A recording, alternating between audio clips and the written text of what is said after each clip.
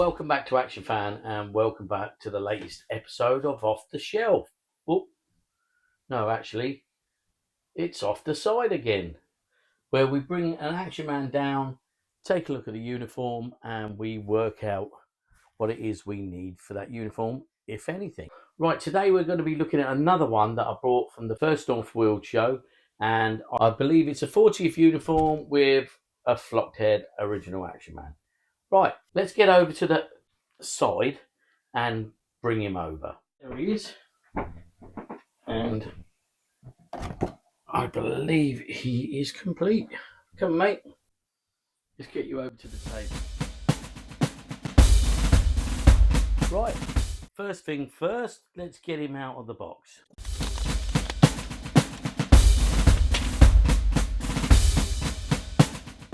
Right, there he is in all his glory. We've got one of his spurs off. We've got to put that back on. We have to be very careful with these. I broke one from the lifeguard. Or should I say he fell over and he broke his own on the last one. So we're looking to repair that. I'll get another one. Straight off the bat, sword handle looks white. Now I don't know if that's supposed to be white. I'm not sure. It just looks a bit faded. And I believe this is 40th.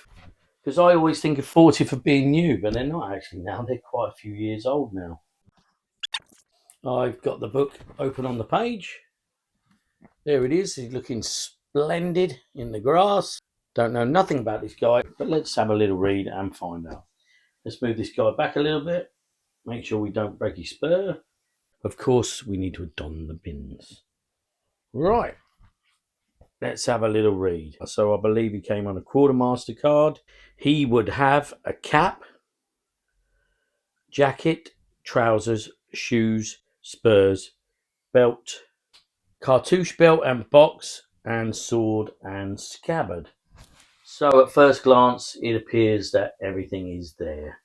Now I will say from the off that this isn't one of my favourites. Buy two, get them for a certain price. And I think this is probably one of the ones that isn't as popular as the lifeguards, blues and royals, and some of the other ceremonials that we call them. So I just took him anyway because I knew that eventually I would want to collect him. Right, okay, so let's have a little read about this guy. The last ceremonial set to be issued was the number 1 of the Royal Hussars, Prince of Wales' own. Now, I believe they weren't actually ceremonial. They were called the Famous British Regiments, and I think it was later changed to the Famous British Uniforms. Special features. The jacket. The Navy single-breasted jacket is made from a thinner, late-issue material. It has a stand collar with a 3-feather Prince of Wales emblem in metal. Let's have a quick look. There is an emblem there. Can't quite make that out. And a lame chainmail shoulder strap with 3 spiked brass buttons denoting the rank of the captain. There we go here. I'll give you some close-ups of that. The 2 rounded breast pockets are plain with scalloped flaps fastened by a spiked brass button. The larger hip pocket are of a similar design but without the buttons. There are 5 spiked buttons and 3 poppers on the main seam of the jacket. Trousers and shoes. The crimson trousers have 2 yellow seam stripes. There is a separate plain waistband fixed with a single popper fastener. The shoes are made from moulded black polyurethane with a made in Hong Kong inscription on the sole and 2 holes by the heels. Spurs were cut down lifeguard pieces without the ankle strap pins and are fixed around the shoes with a hoop or black 4-corded elastic. Right, so far it all looks complete and all looks correct. Oh, just to say, the shoes look like black versions of the officer shoes to me. So that would have been a common mould. The cap and cartouche belt. The peak cap is made from crimson polyurethane and is based on the same mould as the British Army officer. We can see that. They used all the same caps. The peak and the cords are painted black. There is a large metal regiment badge above the main hatband. The cartouche belt is a very intricate piece with a polyurethane crimson strap and gold and white stitched lacework. Over this are fixed the 5 silver metal parts and the officer's double chain. The cartouche belt has a full metal facing. Belt, sword and scabbard. The sword and scabbard are of the same pattern as the life guard, but feature a white instead of grey grip. Alright, so the grip is supposed to be white. Also a golden instead of white hilt insert and tassel. It looks like my sword is missing the tassel and the insert.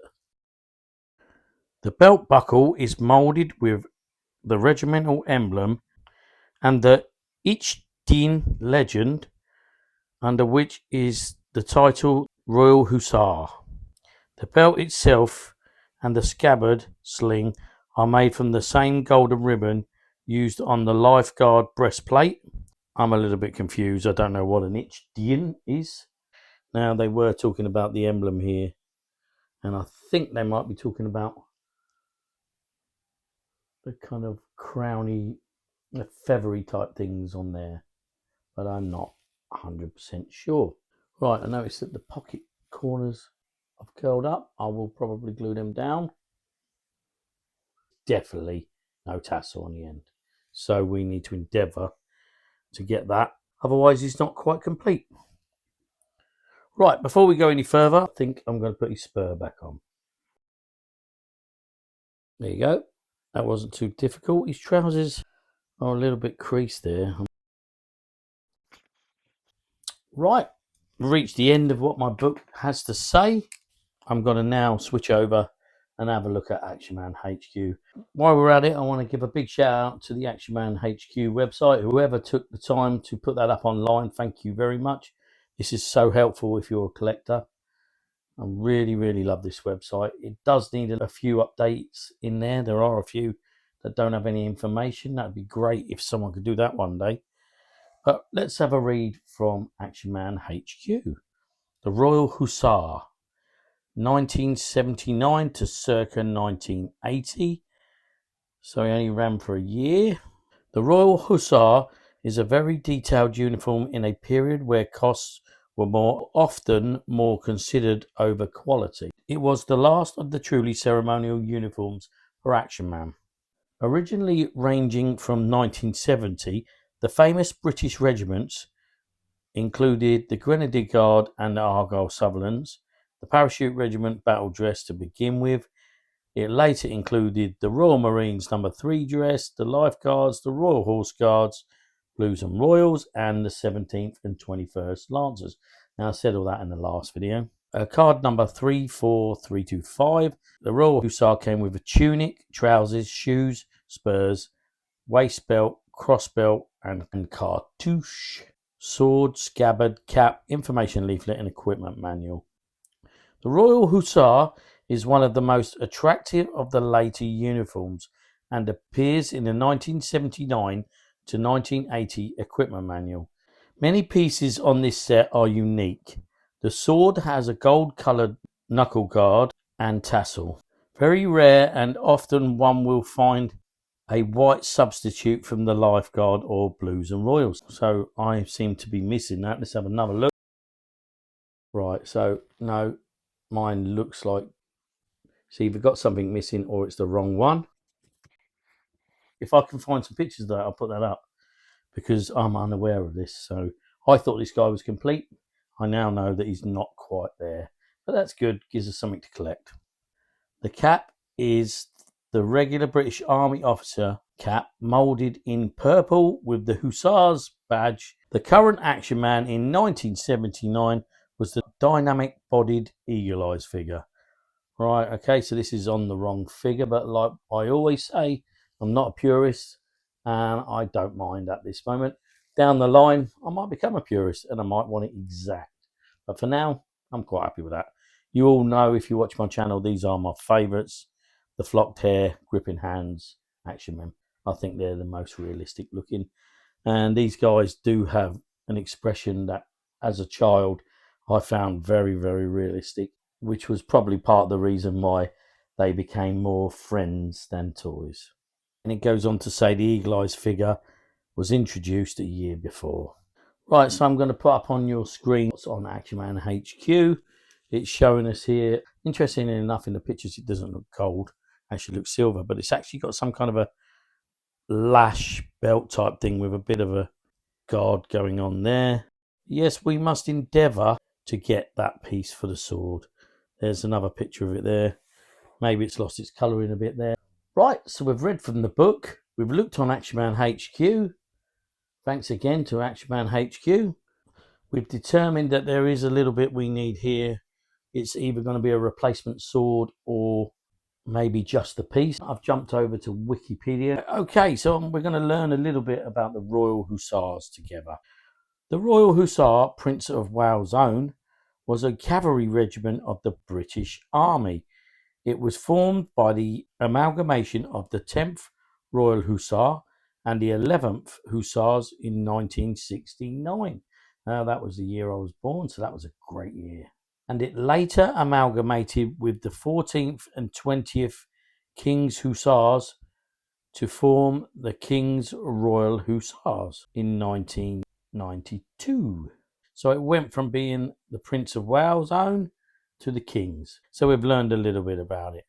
Right, if you want some more information, you can find it online. There's plenty on there.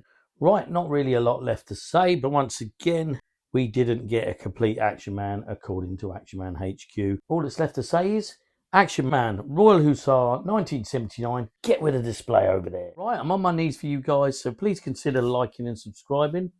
Thanks for watching, and I'll see you in the next exciting episode.